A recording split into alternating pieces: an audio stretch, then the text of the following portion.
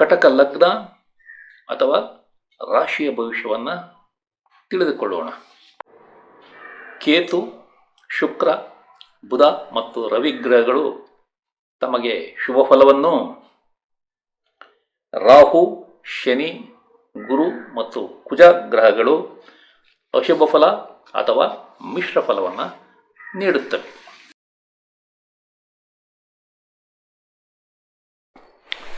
ಆತ್ಮೀಯರೇ, ತಮಗೆಲ್ಲ astro secret by Shiva ಚಾನಲ್ಗೆ ಆತ್ಮೀಯ ಸ್ವಾಗತ. ತಾವೆಲ್ಲ ಪ್ರೀತಿ ಮತ್ತು ವಿಶ್ವಾಸದಿಂದ ನನ್ನ ಚಾನಲನ್ನು ವೀಕ್ಷಣೆ ಮಾಡ್ತಿದ್ದೀರಿ. ಅದಕ್ಕಾಗಿ ತಮಗೆ ಅನಂತ ವಂದನೆಗಳು. ನಾನು ಜ್ಯೋತಿಷ್ಯದಲ್ಲಿ ಕಲಿತ ಹಲವಾರು ವಿಷಯಗಳನ್ನು ತಮ್ಮ ಮುಂದೆ ಈ ವಿಡಿಯೋ ಸರಣಿಗಳ ಮೂಲಕ ತರುತ್ತಿದ್ದೇನೆ. ಈ ವಿಡಿಯೋವನ್ನು ನೋಡಿದ ನಂತರ ತಮಗೆ ಇಷ್ಟವಾದರೆ ಆದಷ್ಟು ಈ ವಿಡಿಯೋಗಳನ್ನು ತಮ್ಮ ಬಂಧು ಮಿತ್ರರಿಗೆಲ್ಲ ಶೇರ್ ಮಾಡಿ, ಅವರೂ ಸಹ ಈ ವಿಡಿಯೋಗಳನ್ನು ನೋಡಿ ಅದರಿಂದ ಉಪಯೋಗ ಪಡೆದು ಯಶಸ್ವಿಯಾಗಲಿ ಎಂಬುದು ನನ್ನ ನಮ್ರ ವಿನಂತಿ. ಈ ವಿಡಿಯೋಗಳನ್ನು ನೋಡಿದ ನಂತರ ಪ್ರತಿಯೊಬ್ಬರೂ ಈ ಚಾನಲ್ಗೆ ಸಬ್ಸ್ಕ್ರೈಬ್ ಆಗಿ ಅಥವಾ ಚಂದಾದಾರರಾಗಿ ಎಂದು ನಾನು ಕಳಕಳಿಯಿಂದ ಕೋರುತ್ತಿದ್ದೇನೆ.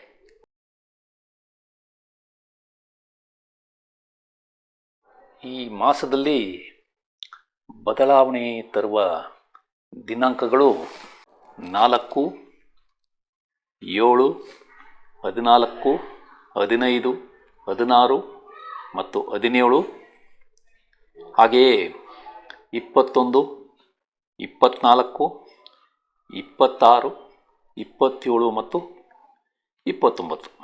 ಈ ದಿನಾಂಕಗಳಲ್ಲಿ 14, 15 ಮತ್ತು 16 ಈ 3 ದಿನಾಂಕಗಳು ಬಹಳ ಮುಖ್ಯವಾದವು.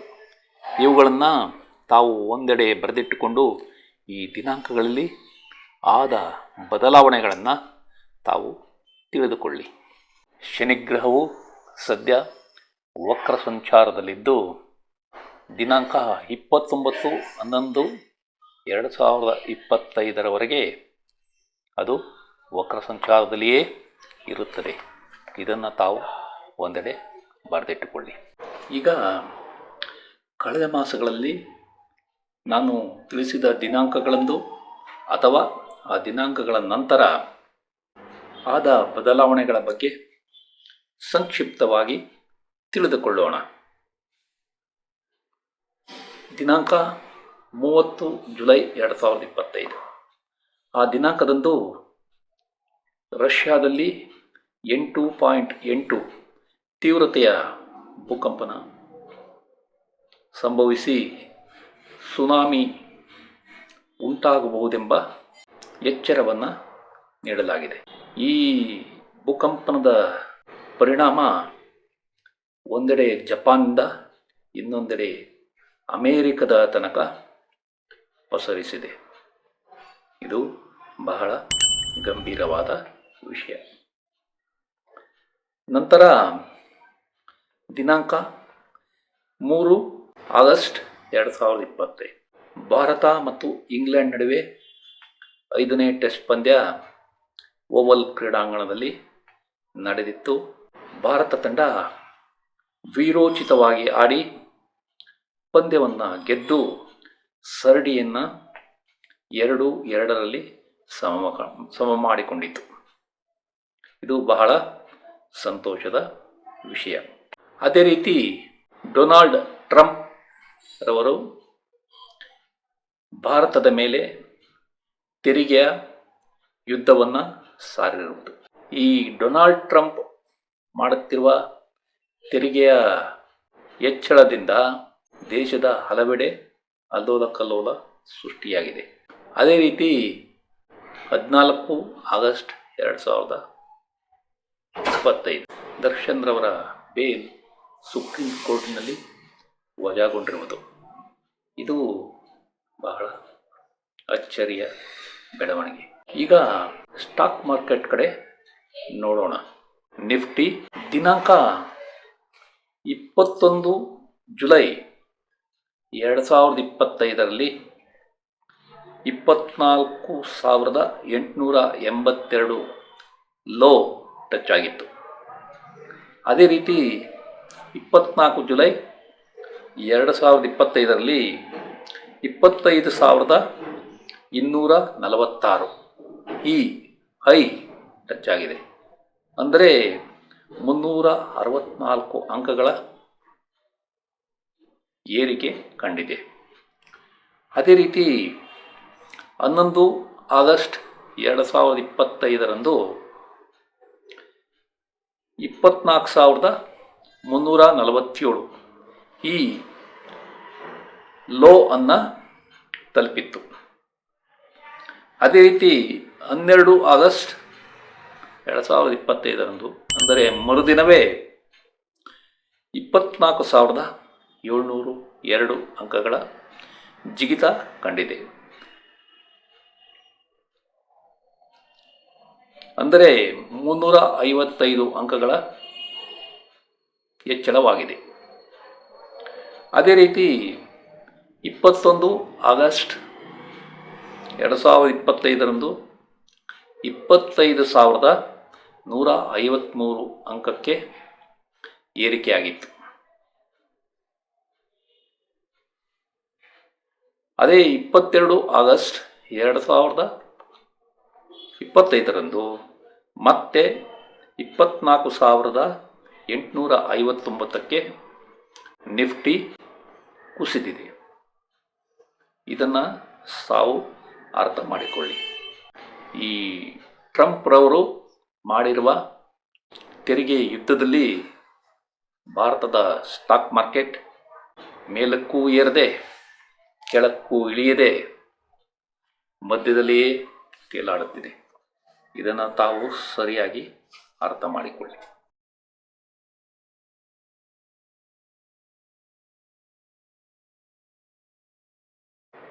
ನಿಮ್ಮ ತಾಯಿ ಸಂತೋಷದಿಂದಿದ್ದು ಒಳ್ಳೆಯ ಆರೋಗ್ಯ ಇರುತ್ತದೆ. ನಿಮ್ಮ ಮನೆಯಲ್ಲಿ ಶಾಂತವಾದ ವಾತಾವರಣ ಇರಲಿದೆ.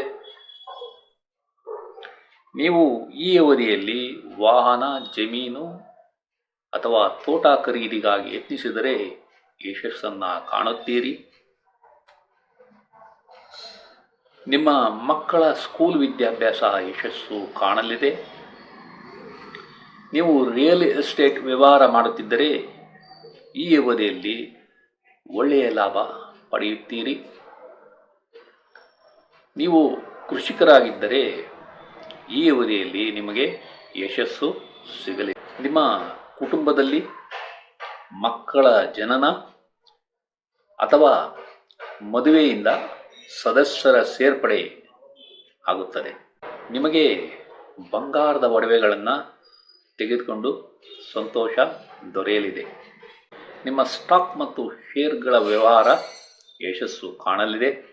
ನಿಮ್ಮಲ್ಲಿ ಉತ್ತಮ ಮಾತಿನ ಸಾಮರ್ಥ್ಯ ಮತ್ತು ಮಾತಿನಲ್ಲಿ ನೈವಂತಿಕೆ ಚೆನ್ನಾಗಿರಲಿದೆ. ನಿಮಗೆ ಸಾಲಗಳು ಮತ್ತು ಕೋರ್ಟ್ ಕೇಸ್ಗಳಿಂದ ಮುಕ್ತಿ ಸಿಗಲಿದೆ.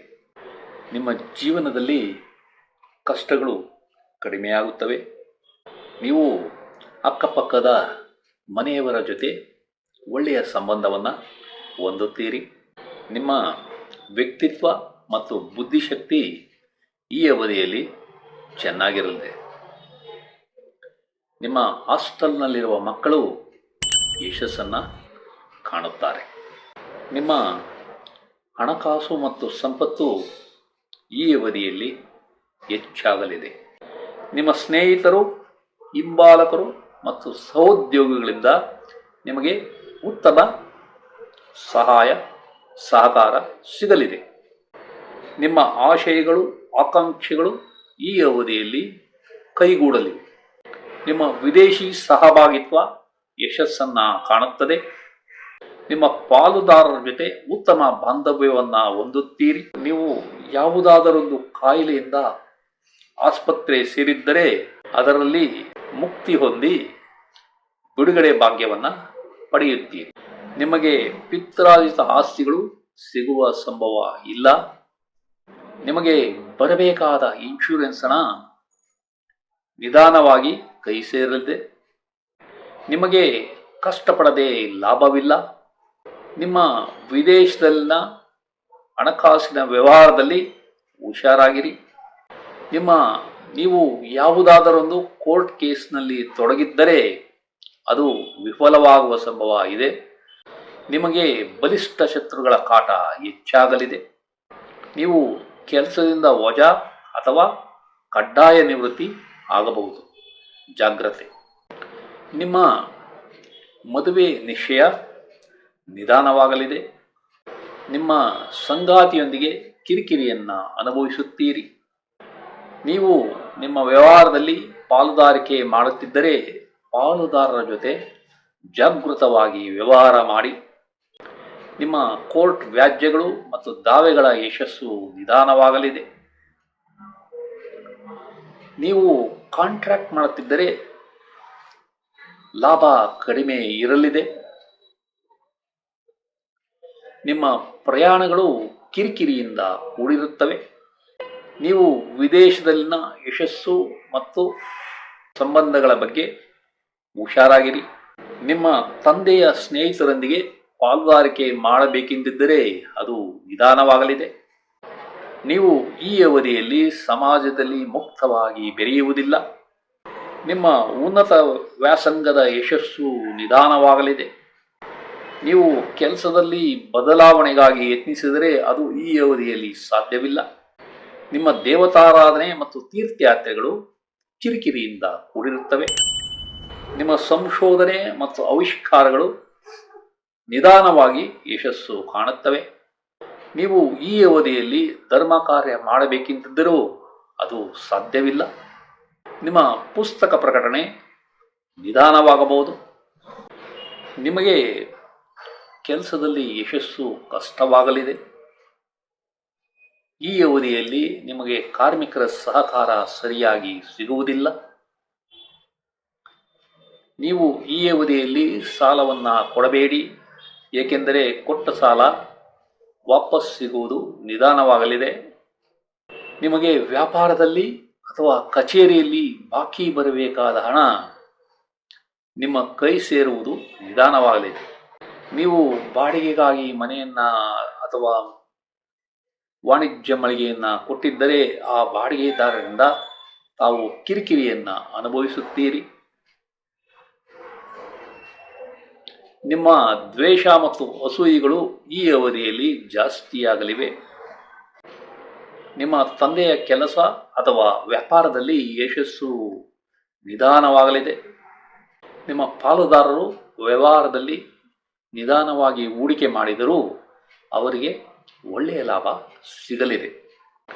ನೀವು ಸಾಲಕ್ಕಾಗಿ ಯತ್ನಿಸಿದರೆ ಈ ಅವಧಿಯಲ್ಲಿ ಅದು ಸಾಧ್ಯವಿಲ್ಲ. ಈ ವಿಡಿಯೋವನ್ನು ಕೊನೆಯವರೆಗೂ ನೋಡಿದ ತಮಗೆಲ್ಲ ವಂದನೆಗಳು. ಈ ವಿಡಿಯೋದಲ್ಲಿರುವ ವಿಷಯಗಳು ತಮಗೆ ಇಷ್ಟವಾದರೆ ಈ ವಿಡಿಯೋವನ್ನು ತಮ್ಮ ಬಂಧು ಮಿತ್ರರಿಗೆಲ್ಲ ಶೇರ್ ಮಾಡಿ, ಅವರೂ ಸಹ ಈ ಚಾನಲ್ಗೆ ಸಬ್ಸ್ಕ್ರೈಬ್ ಆಗುವಂತೆ ಮಾಡಿ ಎಂದು ಕೋರುತ್ತಿದ್ದೇನೆ. ವಂದನೆಗಳು.